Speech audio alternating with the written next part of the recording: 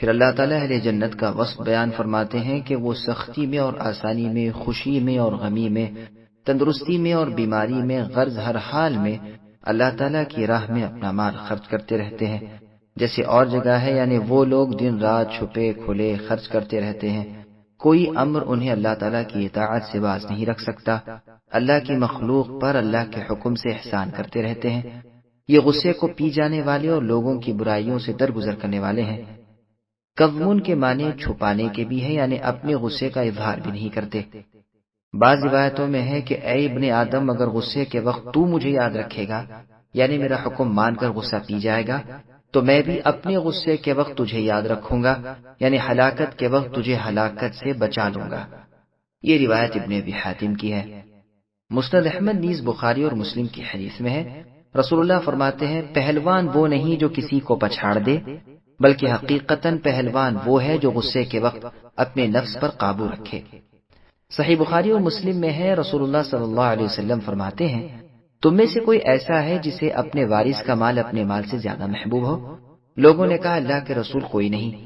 آپ نے فرمایا، میں تو دیکھتا ہوں کہ تم اپنے مال سے زیادہ اپنے وارث کا مال چاہتے ہو، اس لیے کہ تمہارا مال تو در حقیقت وہ ہے جو تم اللہ کی راہ میں خرچ کر دو، اور جو چھوڑ کر جاؤ وہ تمہارا مال نہیں بلکہ تمہارے وارثوں کا مال ہے۔ تو تمہارا اللہ کی راہ میں کم خرچ کرنا اور جمع زیادہ کرنا، یہ دلیل ہے اس امر کی کہ تم اپنے مال سے اپنے وارثوں کے مال کو زیادہ عزیز رکھتے ہو۔ پھر فرمایا، تم پہلوان کسے جانتے ہو؟ لوگوں نے کہا، اللہ کے رسول، اسے جسے کوئی گرا نہ سکے۔ آپ نے فرمایا، نہیں، بلکہ حقیقتاً زوردار پہلوان وہ ہے جو غصے کے وقت اپنے جذبات پر قابو رکھے۔ پھر فرمایا، بے اولاد کسے کہتے ہو؟ لوگوں نے کہا، جس کی اولاد نہ ہو۔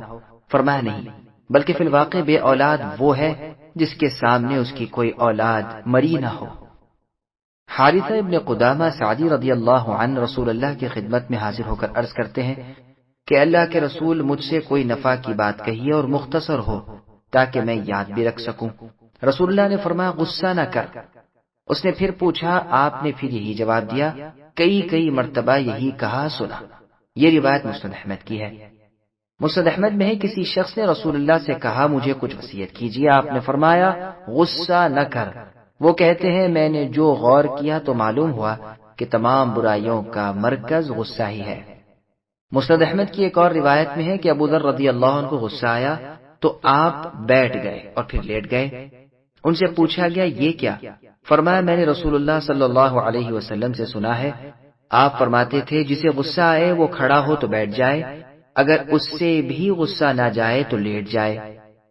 مسند احمد کی ایک اور روایت میں ہے کہ عروہ بن محمد رحمۃ اللہ علیہ کو غصہ چڑھا، آپ وضو کرنے بیٹھ گئے اور فرمانے لگے، میں نے اپنے استادوں سے یہ حدیث سنی ہے کہ رسول اللہ صلی اللہ علیہ وسلم نے فرمایا ہے کہ غصہ شیطان کی طرف سے ہے اور شیطان آگ سے پیدا ہوا ہے اور آگ کو بجھانے والی چیز پانی ہے، پس تم غصے کے وقت وضو کرنے بیٹھ جاؤ۔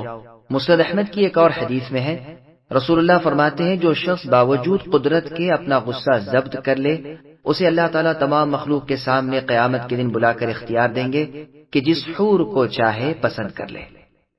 اس مضمون کی اور بھی حدیثیں ہیں، پس آیت کا مطلب یہ ہوا کہ وہ اپنے غصے میں آپے سے باہر نہیں ہوتے، لوگوں کو ان کی طرف سے برائی نہیں پہنچتی، بلکہ اپنے جذبات کو دبائے رکھتے ہیں اور اللہ سے ڈر کر ثواب کی امید پر معاملہ سپرد اللہ کرتے ہیں، لوگوں سے درگزر کرتے ہیں، ظالموں کے ظلم کا بدلہ بھی نہیں لیتے، اسی کو احسان کہتے ہیں، اور ان محسن بندوں سے اللہ محبت رکھتے ہیں۔